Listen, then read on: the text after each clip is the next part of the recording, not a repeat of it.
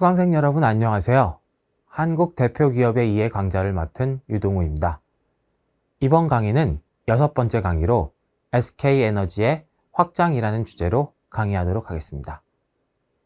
대한석유공사의 경우 외국 회사와의 합작으로 시작하고 외국 회사가 경영권을 행사하다 대한석유공사를 국내 기업인 SK가 인수하는 형태로 발전하였습니다. 따라서 걸프사가 한국의 정유산업에 참여한 이유와 철수한 이유를 이해하는 것이 중요합니다. 이번 시간은 울산 정유공장을 건설하고 경영했던 걸프와의 계약이 걸프의 대한석유공사 운영에 대하여 알아보도록 하겠습니다. 그리고 걸프사가 대한석유공사에서 철수한 배경과 SK가 인수를 하게 되는 과정과 배경에 대하여 알아보고 대한석유공사를 인수한 SK의 사업 확장에 대하여 설명하도록 하겠습니다. 걸프사는 미국의 피츠버그에 위치한 석유 메이저로서 다국적 기업입니다. 오펙의 결성과 산유국의 국유화 조치 등으로 인해 메이저로서의 기능은 매우 약화되었지만 전 세계에 걸친 정유 부분의 사업 활동에서 한국의 대한석유공사의 사업권을 넘긴 이후인 1981년에는 500대 기업 중에서 9위에 랭크될 정도의 위치를 차지하고 있었습니다. 이후 걸프사는 기업 간의 합병을 통해 현재 쉐브론이라는 미국에서 두 번째로 큰 정유회사로 이어지고 있습니다. 걸프는 미국 내에서 유전을 개발해 오다가 1912년에는 첫 해외 진출이라 할 수 있는 멕시코에서의 석유 산업을 시작했으며 1924년에는 베네수엘라에도 진출했습니다. 그러나 걸프의 사업 운영에 결정적 영향을 가져오게 된 해외 투자는 1934년에 쿠웨이트 진출이라 할 수 있습니다. 오랜 협상 끝에 영국의 BP와 50대 50의 합작으로 석유 개발권을 확보한 것입니다. 걸프와 BP의 합작인 쿠웨이트 석유회사는 1938년에 거대한 유전을 발견하였으며 2차 대전이 끝난 후인 1946년에는 상업적인 생산에 들어가게 되었습니다. 이로 인하여 걸프는 서유럽에서의 정유 능력이나 원유 판매 능력과 비교해 볼 때 원유를 과잉 생산하게 되었습니다. 1960년에 걸프는 동반구에서만 94만 BD를 생산하였는데 6만 BD는 걸프의 자체 정유시설에서 처리되었지만 88만 BD는 원유 상태로 판매하였습니다. 걸프는 정유 능력을 초과하는 원유 중에 많은 양을 쉘 오일에 장기 계약으로 판매할 수 있었습니다.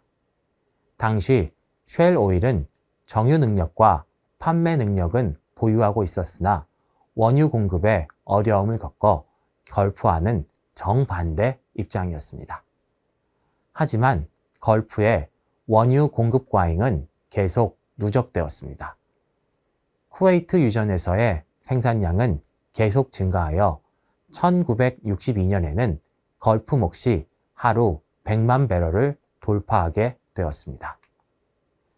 1960년대 원유를 처리할 정유시설이 필요했던 걸프와 정유시설을 건설하기에는 자금과 기술, 경험 등 모든 것이 부족했던 한국의 이해관계에는 일치하는 부분이 있었습니다. 또한 걸프사의 차관 제공 조건에는 경영권을 유지할 수 있다는 장점도 있었습니다.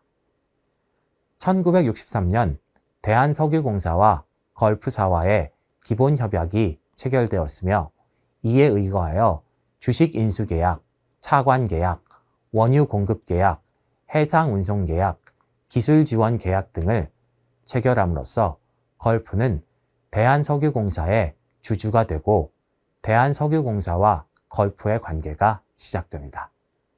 걸프와 대한석유공사와의 주요 계약 내용을 살펴보겠습니다. 첫 번째는 유공 주식의 25% 구매입니다.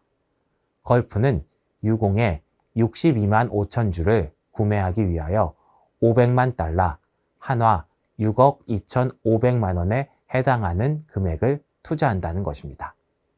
두 번째는 차관입니다. 걸프는 유공에 대해 2천만 달러 혹은 2,500만 달러에서 주식 인수 대금을 차감한 잔액이 이보다 클 경우는 이 차액만큼을 차관으로 제공한다는 것입니다. 세 번째는 원유의 확실한 공급입니다.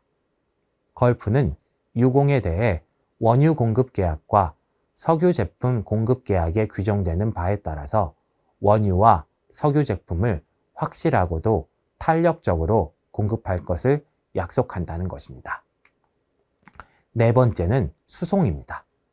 걸프는 운송 계약에 따라 원유의 운송을 담당합니다. 다섯 번째는 기술 지원입니다. 걸프는 기술 지원 계약에 따라 관리, 엔지니어링, 마케팅, 유통, 항공인에 대한 기술 훈련과 같은 기타 기술적 측면에서 서비스를 제공하기로 하였습니다. 계약에는 유공의 이행사항도 있었습니다. 첫 번째로 유공은 1963년 8월 15일까지 계약 의무 수행에 필요한 여러 등록, 승인 업무 등을 마치고 원유나 기타 장비에 대한 수입 제한이나 수입 대금 지불, 이자 지급, 수익금 송금 등에 있어서 외환 거래상 불편이 없도록 보장책을 강구한다는 것입니다. 두 번째는 유공의 법인 및 자본 구조입니다. 유공은 주식 인수 계약에 나타난 방법에 의해서만 주식을 발행하며 자본 구조는 정부와 25% 이상 소유주주의 합의 없이는 변동할 수 없게 됩니다. 두 명의 감사 중 한 명은 걸프의 지명에 의해 임명되며 이사 3명도 걸프의 지명에 의해 선출되도록 하였습니다. 전체 이사수에 대한 걸프 측 이사수의 비율은 걸프의 자본 참여 비율보다 낮아질 수 없었습니다. 세 번째로 원유 공급 계약입니다. 유공은 계약 기간, 도입량, 원유 형태, 가격 등의 원칙이 명시된 원유 공급 계약을 체결하였습니다. 네 번째는 일반 석유 제품 구입입니다. 유공은 석유 제품 공급 계약에 따라 원유 공급 계약 기간 중 필요로 하는 석유 제품을 걸프로부터 구입해야 합니다. 1964년 유공이 가동을 시작할 당시 연간 740만 배럴에 불과하던 국내 소비 소유는 1968년 3,320만 배럴로 증가하여 4년 만에 4.5배로 늘어났고 이와 함께 유공의 정제시설 능력도 35,000 BD에서 55,000 BD로 다시 1968년에는 115,000 BD로 확장되었습니다. 특히 산업용 에너지의 현대화를 지향하는 정부의 에너지 정책과 함께 1968년까지는 독점의 이익을 누리기도 했습니다. 그러나 제1차 경제개발 5개년 계획을 성공적으로 수행한 정부가 성장 위주의 제2차 경제개발 5개년 계획을 추진하면서 유공과 걸프의 독점에는 제한이 생기기 시작합니다.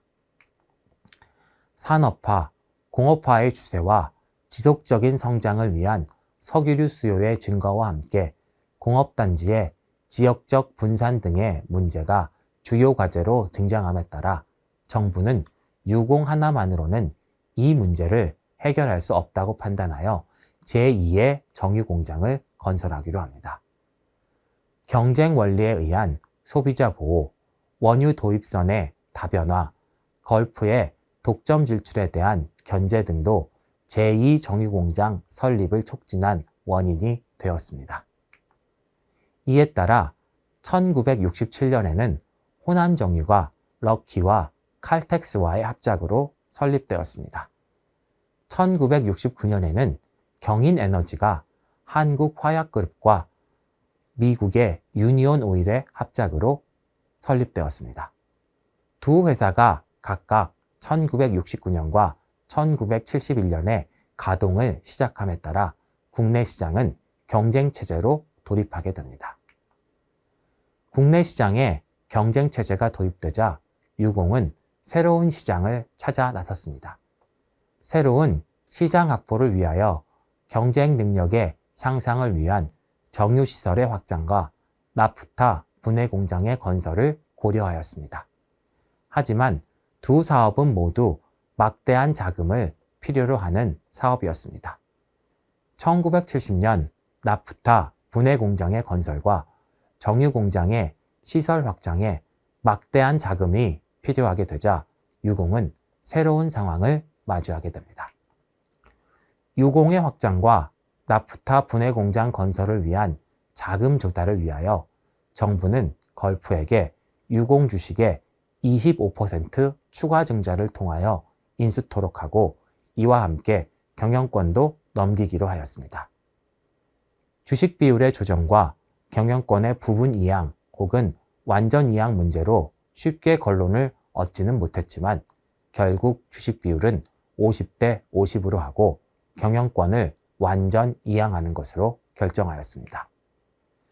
1970년 6월 19일 유공, 산업은행, 걸프 간의 제2차 인수계약이 체결되었는데 여기서 걸프는 자본 참여를 50%로 늘리고 경영권을 인수하는 한편 5천만 달러에서 추가 증자액을 뺀 차액만큼을 차관으로 제공하기로 하였습니다. 이와 함께 유공은 종전의 국영업에서의 형태에서 상법상 주식회사로 전환되었으며 한국 측의 주조도 산업은행으로 바뀌었습니다. 이때에 중심 계약이 되었던 제2차 주식인수 계약의 주요 내용을 간략하게 살펴보겠습니다. 첫 번째는 자본의 증가입니다. 유공은 자금 수요를 충당하기 위하여 214만 주를 추가 발행합니다.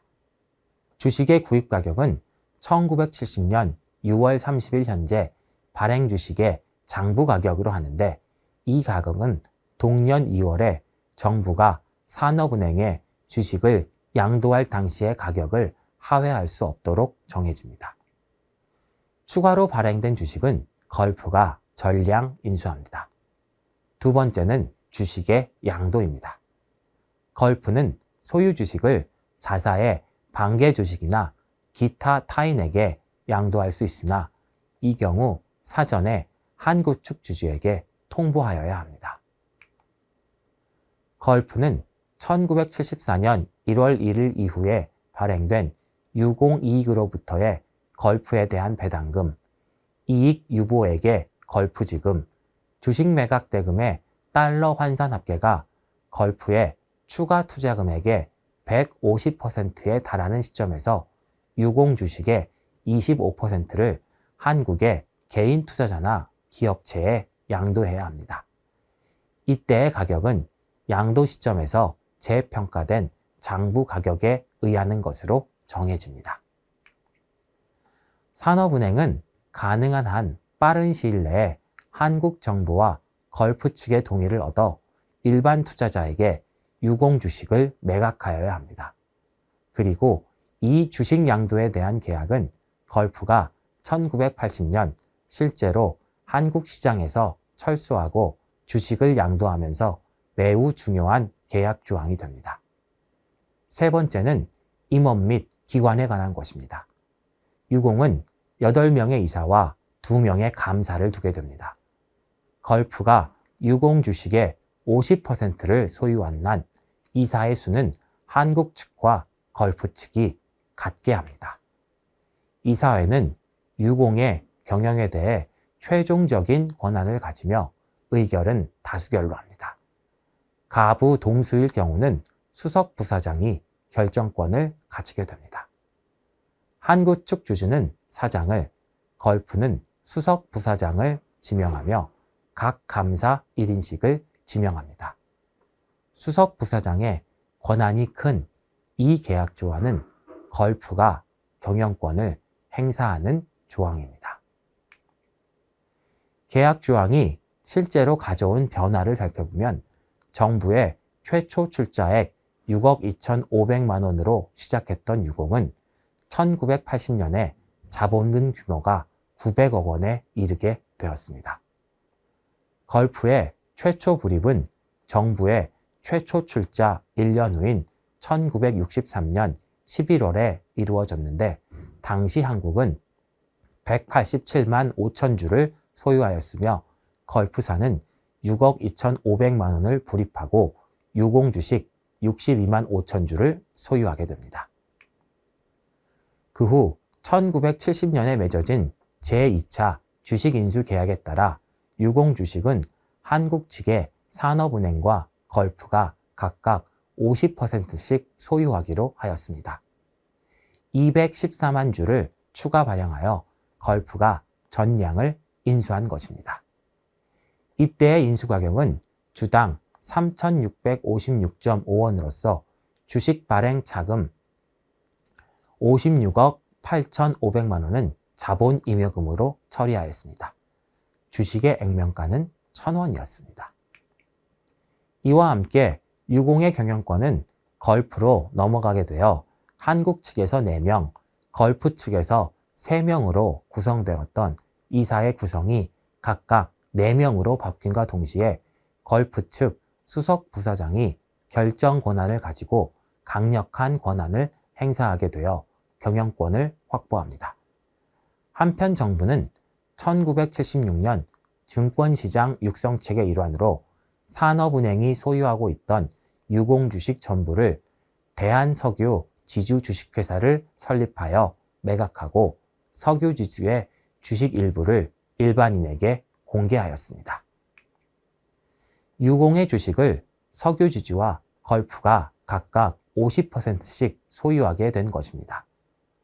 석유지주 회사의 대표권은 산업은행에서 행사하였으며 이러한 상황은 1980년 걸프가 철수할 때까지 계속되었습니다. 이번 시간에는 걸프와 대한석유공사와의 계약을 살펴보았습니다. 걸프의 정유산업 진출은 외국계 회사가 한국에 처음으로 들어오는 계약이었습니다. 대한석유공사의 매출액이 빠르게 성장하자 이 계약은 이후 불평등 계약 논란을 가져오기도 합니다. 그리고 1980년 국제 석유시장의 변화로 걸프가 한국에서 철수하게 되자 매우 중요해집니다. 다음 시간에는 걸프의 대한석유공사 운영에 대해서 살펴보도록 하겠습니다.